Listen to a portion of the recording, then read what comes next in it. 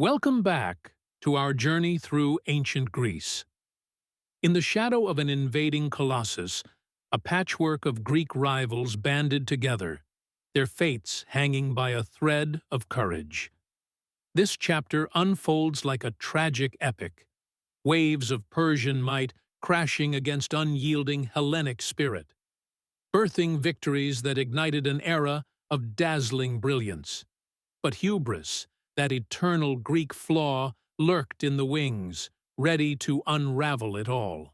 The storm brewed in 499 BCE with the Ionian Revolt, where Greek cities under Persian yoke revolted against Darius the Great, his imperial gaze fixed on golden Darics and vast dominions.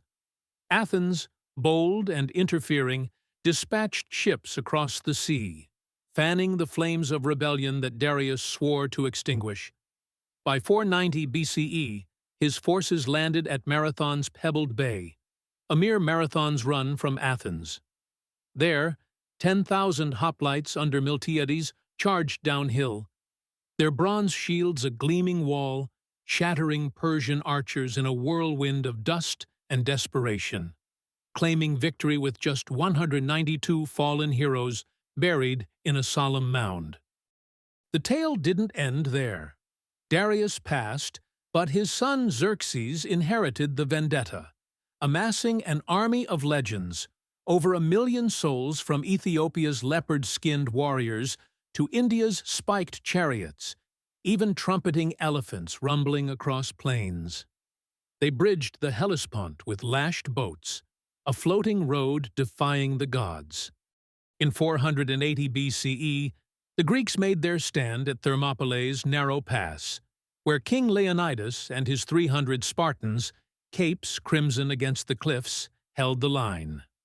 For days they repelled assaults, spears thrusting through piles of fallen foes, the air thick with blood's iron tang. Betrayed by Ephialtes' secret path, Leonidas dismissed allies, staying with his elite to fight till arrows eclipsed the sun, their final roar echoing defiance. Time bought, Athens emptied, her people fleeing as Persians torched temples. But Themistocles, sly as Odysseus, lured Xerxes' fleet into Salamis's straits. Greek triremes, rams like snarling beasts, darted through waves, splintering enemy hulls in fiery chaos. Xerxes watched from his throne, dreams drowning. At Plataea, the next year, united hoplites routed the remnants, spears piercing exotic shields, securing freedom. From triumph sprang empire. Athens led the Delian League, allies pooling silver on sacred Delos against future threats. But power corrupted. Athens claimed the treasury, using tribute to rebuild under Pericles, the Olympian orator, whose speeches swayed crowds like divine wind. The Acropolis transformed, the Parthenon soared with marble columns, its frieze alive with centaurs clashing clubs against Lapith heroes, Athena's ivory and gold statue gleaming within. Democracy bloomed, free men assembled on the Pnyx, pebbles voting laws amid heated debates. Yet shadows lingered. Women like Aspasia whispered influence from salons. Metics traded silks in herb-scented markets.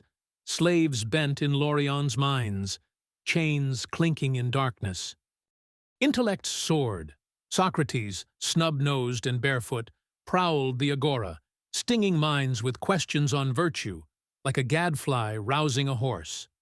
Plato, his heir, dreamed utopias in the Academy's olive groves, his cave allegory chaining souls to shadows, urging pursuit of true forms. Aristotle dissected nature in gardens, scrolls mapping stars and sea life, birthing science. Arts enthralled. Theaters on hillsides rang with Aeschylus's Oresteia, vengeance cycles on bloodied thrones, Sophocles' Antigone defying tyrants, Euripides' Medea, dagger flashing in maternal fury. Sculptors like Phidias perfected forms, the spear-bearer's balanced poise, Elgin Marbles's dynamic gods. Life pulsed. Potters spun red figure vases of symposia revelers. Hippocrates healed with herbs, oath-bound. Aqueducts flowed crystal water. Olympians wrestled nude under Zeus's gaze. Tavernas served figs and fish amid lively chatter. But envy festered. In 431 BCE, the Peloponnesian War pitted Athens against Sparta's red-cloaked legions. Pericles praised democracy and funerals, but plague claimed him. Bodies pyred in streets, sieges dragged, farms ravaged. The Sicilian fiasco wrecked fleets on rocks. Alcibiades' betrayals stung, until Aegospotami's dawn ambush sank Athens' navy. Walls tumbling to flutes. Golden Age dimming. In the north, a young prince trained under Aristotle, eyes on fractured Greece. What worlds might he conquer? Journey to Part 3, where one man's blaze engulfs empires. Thanks for watching.